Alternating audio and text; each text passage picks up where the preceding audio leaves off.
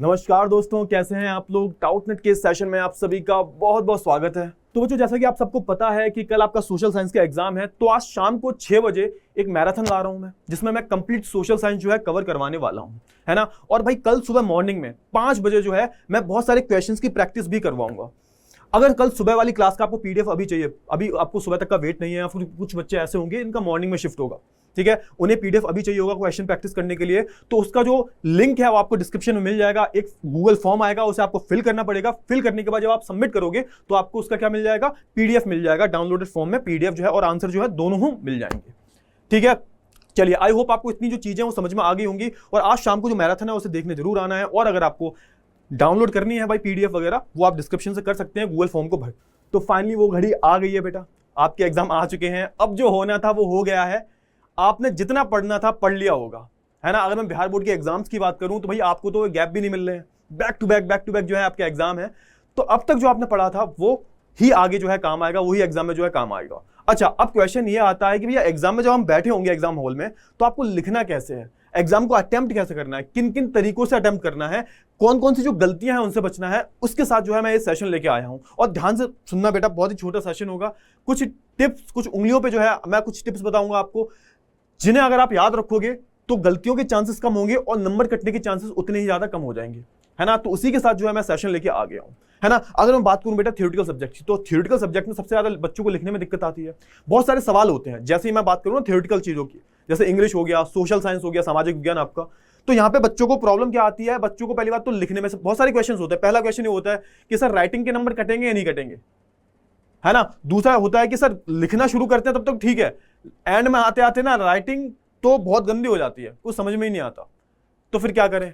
Sir काट पीट के नंबर कटते हैं नहीं कटते, काट पीट ज्यादा करनी है या नहीं करनी, सर पहले कौन सा नंबर अटेम्प्ट करें, कौन सा क्वेश्चन अटेम्प्ट करें, कौन सा खंड अटेम्प्ट करें।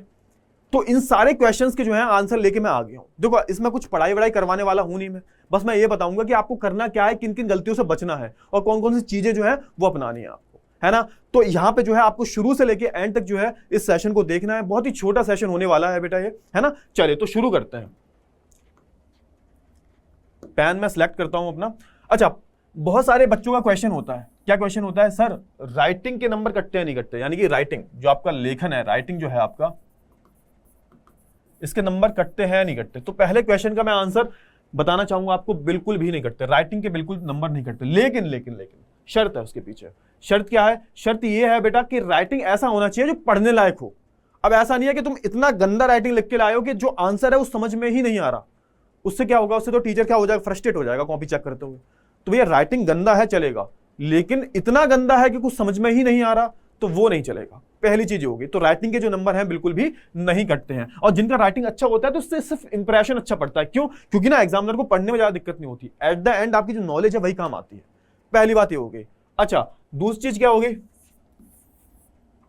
सर पहला कौन सा जो क्वेश्चन है वो अटेम्प्ट करने हैं। पहले क्वेश्चन जो है ना अटेम्प्ट कौन से करने हैं। तो मैं हमेशा देखता हूं कि बच्चे क्या करते हैं, बच्चे ना 1 नंबर और 2 नंबर के प्रश्नों पर जो है ना अपना पूरा टाइम लगा देते हैं।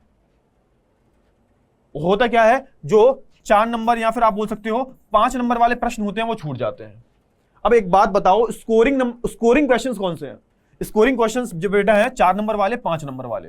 और आप इन्हें ही छोड़ दोगे तो फिर काम कैसे चलेगा। एक बात बताओ, जब आप इन दोनों क्वेश्चंस को छोड़ दोगे, एट द एंड में करोगे, रात के लास्ट के जब 10 मिनट बचे होंगे तब आप इन दोनों क्वेश्चंस को करना शुरू करोगे, फिर क्या फायदा। ठीक है, तो मेरा मानना क्या है, जल्दी जल्दी से आपको क्या करना है, पहले 1 नंबर वाले, जैसे मैं बिहार बोर्ड की बात करूं तो भैया 40 नंबर, 40 80 टोटल क्या आएंगे, एमसीक्यू आएंगे। इसमें आपको 40 अटेम्प्ट करने होंगे, है ना। तो आप एमसीक्यू जल्दी करो। एमसीक्यूज में ज्यादा टाइम वेस्ट करने की जरूरत नहीं है, क्योंकि एमसीक्यूज देखो आपके, मैंने बिहार बोर्ड का लेवल देखा है, एमसीक्यूज काफी रटने वाले होते हैं। आता है तो आता है, नहीं आता तो नहीं आता, है ना। तो इस पर ज्यादा करना नहीं है। इस पर क्या करना है, पूरा करो। एट द एंड तुक्के मारने हैं, तुक्के आपके एंड में मारने हैं। एग्जाम के लास्ट के 10 मिनट में क्या करना है वो बताऊंगा मैं, है ना। तो स्टार्टिंग में क्या करो, जितने एमसीक्यूज आते हैं उतने कर लो। मान के चलो 40 में से आपने 30 या 35 एमसीक्यू कर दिए, 5 में आपको क्या है, डाउट है, इसको छोड़ दो। अभी उस पर क्या करना, गोला बना देना, सर्कल कर देना। जो जो क्वेश्चन आपने छोड़ा है या फिर डाउट है उस पर आपको गोला बना देना है। फिर क्या करना, जल्दी से जो 2 नंबर वाले क्वेश्चन है उन्हें करो, है ना, उन्हें अटेम्प्ट कर लो। इन पर जो है, इन 1 नंबर 2 नंबर वाले क्वेश्चन पे ज्यादा टाइम देना नहीं है। क्यों? क्योंकि भाई टाइम कहां जाने वाला है आपका, टाइम बेटा जो है आपका 5 नंबर 4 नंबर वाले क्वेश्चन में जाने वाला है। अब 5 नंबर वाले क्वेश्चंस कैसे अटेम्प्ट करने हैं, 5 नंबर वाले क्वेश्चंस हैं, 4 नंबर वाले क्वेश्चंस हैं, उन्हें कैसे अटेम्प्ट करना है, ये सवाल आता है। अब बेटा 5 नंबर वाले क्वेश्चंस की मैं बात करूं तो यहां पे आपको क्या करना है, यहां पे करना क्या है आपको, तो देखो हर चीज जो है आपको पॉइंट्स में लिखनी है, पैराग्राफ में मत लिखना, पॉइंट्स में लिखना और दूर दूर लिखना, सफाई से लिखना बेटा। जैसे होता है ना जिन बच्चों का राइटिंग गंदा होता है, अगर वो सफाई से लिखते हैं, दूर दूर लिखते हैं, भले ही राइटिंग गंदा है तो समझ में आता है। तो होता क्या है भाई, होता यह है कि जब आप दूर दूर लिख रहे होते हो ना तो एग्जामिनर को पढ़ने में दिक्कत नहीं होती है। जैसे आपने एक पूरी लाइन लिखी, फिर पूरा 2 लाइन का गैप दिया, फिर लिखना शुरू किया, है ना, और दूर दूर लिखना है। जैसे कि मान के चलो अमित सर, अमित भैया, इतना गैप होना चाहिए कम से कम, अगर आपकी राइटिंग गंदी है। आप अब ये समझ में आ रहा है, देखो क्यों मेरी राइटिंग बहुत गंदी है बेटा। तो मैंने क्या किया था एग्जाम में, मैंने ना दूर दूर लिखना शुरू किया था, थोड़ा दूर दूर और थोड़ा सा धीरे, ताकि जो है एग्जामिनर को बस समझ में आ जाए और मेरे को अच्छे नंबर मिले थे। इकोनॉमिक्स की बात करूं, मेरे 97 मार्क्स थे इकोनॉमिक्स में 12th क्लास में। तो यहां पे मैं अगर बात करूं, ये ऐसे आपको लिखना है। अच्छा, अब एक चीज और आ जाती है, एक चीज क्या आती है कि सर इंपॉर्टेंट पॉइंट्स को हाईलाइट करना है। अब बिल्कुल करना है। अब सुनो, यहां पे देखो ध्यान से सुनना। मान के चलो 5 नंबर का बहुत ही महत्वपूर्ण प्रश्न है, आपने 2 पेज में लिखा। एक क्वेश्चन और आता है कि सर कितने पॉइंट्स में लिखना है। तो देखो 5 नंबर का क्वेश्चन है ना, तो हमेशा 1 पॉइंट ज्यादा लिखो। मैंने देखा है बच्चे क्या करते हैं, 5 नंबर वाले क्वेश्चन में सिर्फ 5 ही पॉइंट लिखते हैं। मान के चलो एक गलत हो गया, तो मान के चलो एक गलत हो गया, क्या करोगे? तो आपको हमेशा 1 पॉइंट ज्यादा लिखना है। जैसे कि मान के चलो 5 नंबर का प्रश्न है तो आप 6 पॉइंट लिख दो, 6 पॉइंट्स। अब मान के चलो 1 पॉइंट गलत हो गया ना, तो आपने 6 लिखे हैं ना, तो नंबर आपको पूरे मिलेंगे, है ना। तो ये चीज आपको याद रखनी है। और दूसरी चीज बहुत ही इंपॉर्टेंट चीज कि मान के चलो आप कुछ भी लिख रहे हो, मान के चलो आपने 2 पेज में आंसर लिखा अपना। अब 2 पेज में आंसर लिखोगे तो एग्जामिनर को पूरा पढ़ना पड़ेगा। इससे आप क्या करो, जो इंपॉर्टेंट कीवर्ड्स हैं उन्हें हाईलाइट कर दो, है ना, उन्हें क्या कर दो, बीच बीच में हाईलाइट कर दो ब्लैक पेन से। जैसे डेट वगैरह हो गई, इंपॉर्टेंट जो इवेंट्स हैं वो हो गए, उन्हें आपको क्या कर देना है, ब्लैक पेन से हाईलाइट कर देना है। ताकि क्या हो, ताकि एग्जामिनर जो है वो सीधा वो पॉइंट्स ही पढ़े, पूरा आंसर ना देखे। इससे आपका ही फायदा है। बीच में अगर आप कहीं गलत लिखोगे वो भी नहीं देखेगा, वो सिर्फ इंपॉर्टेंट जो पॉइंट्स है वही पढ़ेगा। इससे क्या होगा, आपको नंबर अच्छे मिल जाएंगे। अच्छा, अब यहां पे एक सवाल आता है कि मान के चलो सर लास्ट के 10 मिनट बचे हुए हैं, लास्ट के 10 मिनट बचे हुए हैं और बहुत सारे बच्चे क्या करते हैं भाई, पेपर छूट जाता है, उनकी लिखने की स्पीड होती नहीं है, प्रैक्टिस करते नहीं है लिखने की। अब आपकी जितनी प्रैक्टिस होनी होगी हो गई होगी, है ना, जितना कर लिया होगा, लेकिन जिन बच्चों ने प्रैक्टिस की होगी ना लिख के, उनका पेपर छूटने के चांसेस बहुत कम होते हैं। अब जैसे मान के चलो लास्ट के 10 मिनट बचे हैं और मान के चलो 5 नंबर के 2 प्रश्न जो है वो छूट गए हैं, आपके छूट रहे हैं मतलब। अब बच्चे क्या करते हैं, बच्चे करते ये हैं कि 2 में से एक चूज करेंगे कि भैया 10 मिनट बचे हैं, एक ही क्वेश्चन हो पाएगा 10 मिनट में। तो ऐसा बिल्कुल भी नहीं करना। आपको करना क्या है, तो आपको क्या करना है, आपको चार्ट बनाना है। क्या बनाना है, चार्ट की फॉर्म में जो है, अगर मान के चलो आपको दोनों प्रश्न आते हैं और आपको एक करना है तो एक की बजाय आप दोनों करो। कैसे करो, तो आपको करना है चार्ट बना के। जैसे मान लो कोई भी चार्ट है, कोई भी क्वेश्चन आ गया, उसका आपने चार्ट बना दिया। कोई भी क्वेश्चन आ गया, यूरोप में राष्ट्रवाद कैसे हुआ, यूरोप में जो राष्ट्रवाद हुआ उसके 5 रूप आप बताइए, 5 जो खंडन है उसका करिए, 5 पॉइंट लिखने हैं आपको, मान के चलो, है ना। यूरोप में राष्ट्रवाद कैसा फैला उसके आपको 5 पॉइंट लिखने हैं।